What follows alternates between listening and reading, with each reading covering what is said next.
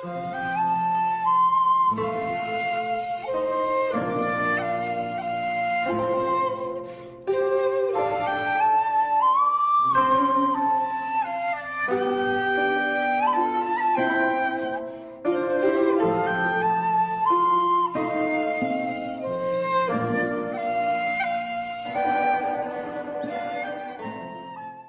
गांव में धनंजय नाम का एक बड़ा आदमी था। गांव के लोग अपनी समस्याओं, कठिनाइयों, परेशानियों और झगड़ों को समझा करने के लिए प्रतिदिन धनंजय के पास आते थे। वह उनके सभी समस्याओं को ध्यान से सुनते थे धनंजय और उचित समाधान सुझाते थे। धनंजय बहुत अच्छे थे, उनमें लोगों की प्रति सेवा की भावना थी। गाँव के लोगों में धनंजय का प्रशंसा, सम्मान और भया से लोग उनके द्वारा सुझाए गए समाधान का पालन करते थे। धनंजय का महानता आसपास के गांवों से भी लोग अपनी समस्याएं सुझाने लिए आए थे। एक दिन एक अजनबी धनंजय के पास आया। उनका फीका दाढ़ी, फटा से कपड़ा और बहुत गरीब दिखाता है। नमस्ते जी, मेरा नाम मल्लन्ना है। मैं यहाँ से बहुत दूर एक गांव से आ रहा हूँ। मेरे पत्नी है, 4 बच्चे हैं और अभी भी मेरे माँ मेरे साथ रहती है। मैं अपनी मेहनत से सबका भरण पोषण कर रहा हूँ। मैं अपने गांव में एक छोटी सी चाय की दुकान स्थापित की। अब यह ठीक से नहीं चल रही है। घर चलाना मुश्किल हो गया है। आपके बारे में जानकर मैं इस शहर में एक दुकान स्थापित करने आया था। अगर आप मुझे कहीं दिखाओ, मैं वहाँ दुकान खोलूंगा। मल्लैया को देखकर उसे एहसास होता है कि वह ईमानदार और निष्ठावान व्यक्ति है। धनंजय मल्लैया का साफ सफारी बातों से प्रभावित होता है। उसे पता चलता है कि वह बहुत परेशान में है। वह किसी भी तरह मदद करने का फैसला करता है। ठीक है मल्लैया, आप कौन से व्यवसाय शुरू करना चाहते हैं? यह एक गांव है। हमारे गांव में फसलें ठीक है, नहीं उग रही है। लोगों से पास ज्यादा पैसे नहीं है। क्या आप यहाँ व्यवसाय कर सकते हैं? क्या आप नहीं कर सकते हैं? किसी शहर के प्रयास करो। मैं इडली, डोसा, बोंडा और कुछ अन्य खाद्य पदार्थ बना सकता हूँ। दुकान चलाने के बारे में क्या ख्याल है? मैं स्वच्छ और स्वादिष्ट भोजन बनाता हूँ, इसीलिए मुझे विश्वास है कि इस शहर के लोग इसे पसंद करेंगे। मुझे ज्यादा मुनाफा नहीं चाहिए, जितना लोग चाहेंगे मैं उतना लूंगा। मैं आपके काम को प्रति आपके आत्मविश्वास से बहुत प्रभावित हूँ मल्लैया। गांव के बीच में एक प्लम्ब है जहाँ सभी लोग बैठते हैं। वहाँ आपने हथौड़ा रखो, सभी लोग उसके चारों ओर घूमते हैं और आप व्यवसाय कर सकते हैं। यदि किसी को आपत्ति हो, कोई परेशानी हो, पैसे की जरूरत हो तो सीधे मुझसे मिलो। महत्वपूर्ण बात है मल्लैया, हमारे सभी गाँव वाले को साथ अच्छा व्यवसाय करो। बड़ा नामी ना हो, खुद पर विश्वास ना कोई सुमा। निश्चित रूप से बाबूजी, जो नैतिकता और सच्चाई में विश्वास करता है, मुझे संघर्ष करने के लिए अलावा कुछ भी नहीं आता है। मैं आपके गांव में रहने के लिए आया हूँ। मैं सभी के साथ अच्छा रहता हूँ और लोगों के लिए स्वादिष्ट बनाता हूँ। मुझे एक मौका देने के लिए आपको अच्छा नाम है। हे कुंडैया, इस मल्लैया को ले जाओ और उसे हमारे गांव के बीच में पेड़ के पास ब्लंक दिखाओ। पास रहो और रहो ही तैयारी करो और उसकी किसी भी तरह मदद करो। मल्लैया को भी झोपड़ में ले जाओ और उससे कहो उसे इस महीने के लिए उसकी जरूरत की चीजों दे दो, जैसे दाल, तेल और आटा। मैं पैसे आपके खाते में लिख दूं। लोगों की कहूला कि वे कुछ समय के लिए उसके होटल के जाओ और उसकी मदद करो। आज उसे रात से खाने के लिए हमारे घर के लेके आओ। इस प्रकार धनंजय ने अपने साथ काम करने वाले कुंडैया को मल्लैया के साथ जाने के लिए कहा। उन्होंने उसे उस महीने के लिए आवश्यक किराने का सामान भी दिया। मल्लैया गांव के बुजुर्ग के इस मदद से सुते। उन्होंने अपनी इडली पकान शुरू कर दिया। उस शाम उसने गांव के बीच में पेड़ के पास एक छोटा सा पेन बनाया। वह डोसा के लिए आवश्यक सामान लाया। उसने इडली का आटा भिगोया, डोसा का आटा, मैदा का आटा और चाय के लिए आवश्यक सभी चीजें तैयार की। अगले दिन सुबह एक नया गांव के बीच में इडली झोपड़ी बनाई गई थी। अरे गंगैया, यह किसकी दुकान है? मैं तो परसों से ही देख रहा हूँ। जो कभी नहीं देखा वह नया है। कौन सा गाँव वाला? क्या हम भी खाएंगे? शहर में ऐसी जगह है, इतनी अच्छी खुशबू आती है। खुशबू लेते ही मन करता है कि जाकर खाऊं।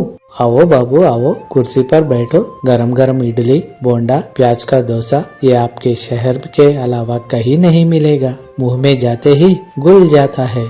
मेरे लिए इडली डालो, मेरे गंगैया के लिए बोंडे डालो।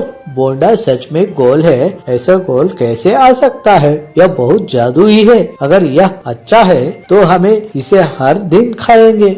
मल्लैया का इडली मकान दिन बर दिन बढ़ती जा रही है। सभी को मल्लैया की कारीगरी पसंद आ रही है। जो लोग सुबह सुबह कहते जाते हैं, जो काम पर जाते हैं, यहाँ तक कि घर के लोग भी अपनी जरूरत का सामान लाते हैं और खाते हैं। कभी कभी धनंजय भी आते हैं और 4 इडली खाते हैं और जनजाति का प्रशंसा करती है। मल्लैया पूरा सप्ताह उन गांव में बिताते हैं। वह सप्ताह में एक दिन उनके घर जाते थे और उनके परिवार की देखभाल करते थे। वह कुछ पैसे देते थे। घर को लाभ हुआ और अगले दिन अपनी झोपड़ी में आ गया। अगर ऐसे होता, सांबैया नाम का एक ग्रामीण था। संबैया इतना सड़ा हुआ है कि अगर उसके दोस्त न हो तो वह सड़ जाता है। अगर कोई नए कपड़े पहनता है और सिर में ठीक से कंघी करता है तो भी वह सड़ जाता है। दोस्त संबैया से नफरत करते थे। अगर कोई दोस्त अच्छा दिखता है तो वह सड़ जाता है। अब मल्लैया इडली कोट्टू संबैया की आंखों में आंसू आ गए। अरे वह आजकल आया और उसने इडली का बर्तन रख दिया। अब देखो लोग खड़े हैं, डिब्बे में पैसे। कौन है वह? कहाँ से आया? लेकिन उसने इस किसी की अनुमति से हमारे गांव में रखा। लेकिन गांव के सभी लोग उस पेड़ के पास आकर बैठते हैं। पिटाई के कारण बैठने की जगह नहीं है। किसी भी तरफ उसे इस गांव से बाहर निकाल देना चाहिए। अरे वो कौन है जो जिंदा है? उसे हम क्यों ना रहने दें? तुम चाहे तो तुम भी जाकर 1-4 इडली खा सकते हो और हर बात पर ऐसे सड़ोगे बाबू। हाँ, तुम्हारी आंख है पहले से ही बहुत क्षतिग्रस्त है। बाबू कृपया इडली बीटर पर मत सड़ो, उसे जीवित रहने दो। ऐसा नहीं यार, समझो क्या कह रहा हूँ। ये जगह इसका बाप का है क्या? हम हर दिन यहाँ बैठता है, लेकिन क्या होगा अगर वह हमेशा गांव में आकर दस्तक दे? हम सबका काली है। अगर हम उस जगह पर व्यापार करते हैं तो हमें यह करना होगा। क्या आप मुझे नहीं समझते हैं? देखो लोग कैसे खा रहा है। अच्छा हो रहा है तो शर्म नहीं आती? कल एक बार खाऊंगा, उसके बारे में बताऊंगा। आपकी कौन सी गांव है? इडली कितना है? क्या आपने इसे कैसे बनाया? या आपने इसे टुकड़े में बनाया? या रखने की अनुमति किसने दी? 5 इडली 4 आना बाबू, और बोंडे भी वही है बाबू। मैंने इन्हें बहुत सफाई से बनाया है। ये गर्मी भी है। अब आप बताओ इन्हें क्या खाते हो? कुछ ना कुछ डालो, देखता है कैसे दिखता है। अच्छा होगा तो पैसे दूंगा। मैंने पहले ही कहा था, तुम्हें देखता ही मेरे पेट जल जाएगा। तुम्हें मुझे नहीं जानते। हर कोई कहते हैं कि इडली और बोंडा स्वादिष्ट है। खाओ बाबू खाओ। अगर आपको यह पसंद है तो ही पैसा दो। सब लोग मेरा बनाए हुए खाते हैं और इसका बहुत सराहना करते हैं। अब आप भी मेरे सराहना करते हैं। उसने तब तक खाया जब तक उसका पेट नहीं भर गया। इडली अच्छी नहीं थी और उसने पैसे देने के लिए कहा। मल्लैया जो नहीं जानता था कि सांबैया कितना अच्छा था, बहुत दुखी था। अगर यह वास्तव में अच्छा नहीं था तो उसे समझ नहीं आया कि कहाँ उससे खाना बनाने में गलती हो गई। उसे चिंता होती रही। संबैया को उस रात नींद नहीं आई। इडली कितनी अच्छी बनी। जितना अधिक आप इसे खाएंगे उतना ही अधिक आप इसे खाना चाहेंगे। संबैया आगे कहते हैं, शिकायत करने के लिए कि मल्लैया का कोट्टू और भी बढ़ेगा। उसके बाद हमेशा की तरह मल्लैया सप्ताहांत में एक अलग गांव में अपने घर चला गया। वह अगले दिन वापस आया। मल्लैया ने वापस आकर अपना कोट्टू देखा और परेशान हो गया। कोट्टू के लिए बनाया गया सारा खाना नष्ट हो गया। एक भी कटोरा दिखाई नहीं दे रहा था। वह तुरंत गांव के बुजुर्ग धनंजय के पास गया और सारी बात बताई। बाबूजी, मैं कल अपने गांव से आया तो किसी ने मेरे सारे दुकान खराब कर दिया। मुझे एक भी चीज नजर नहीं आ रही है। तुम्हें ही इसे बचाना है। मेरे पूरा परिवार इसी दुकान पे आधारित है। चिंता मत करो मल्लैया, इसका आपसे कोई लोग देना नहीं है। यह कहीं नहीं जाएगा। मेरे विश्वास करो, मैं वहाँ हूँ। मुझे 1 घंटा दीजिए, जो कुछ भी हुआ वह मुझसे लिए जाएगा। इसी बीच गांव के बुजुर्ग के पास काम करने वाले कोंडैया ने धनुंजय के कान में कुछ कहा। यह जानकर कि ऐसा हुआ है, कोंडैया ने उसके कान में कुछ कहा और उसे दूर भेज दिया। मल्लैया, बस चिंता मत करो, मुझे सब पता है कि क्या हुआ। कुछ ताजा पानी पी लो और थोड़ा देर शक्ति से बैठो। थोड़ी देर के बाद 2 आदमी सांबैया को बंदी बनाकर लाए। सांबैया, मैंने तुम्हारे कितने भी बार कहा है, मुझे इस मल्लैया को सामान सच बताओ। मुझे बताओ कि क्या हुआ और तुमने ऐसे क्यों किया। मुझे बताओ कि क्या हुआ विनम्रता से। मुझे खेद है बाबू, दूसरों का अच्छा प्रदर्शन बदर्शत ना कर पाना मेरी कमजोरी है। इस मल्लैया दुकान को इतना अच्छा करते हुए देखना, इसलिए मैंने मल्लैया दुकान को इस गांव से बाहर निकालने की एक तरकीब सोची।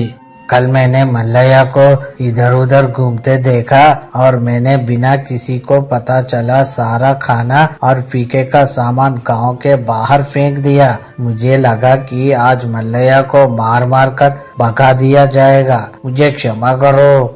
सांबैया, आप क्या आदमी हो। याद ही सांबैया हो तो आपके मदद और समर्थन कर चाहते हैं। आप केवल नहीं सोचता कि मल्लैया किरण अच्छा चल रहा है बल्कि क्या आप जानते हैं कि मल्लैया किरण के लिए कितने मेहनत करता है।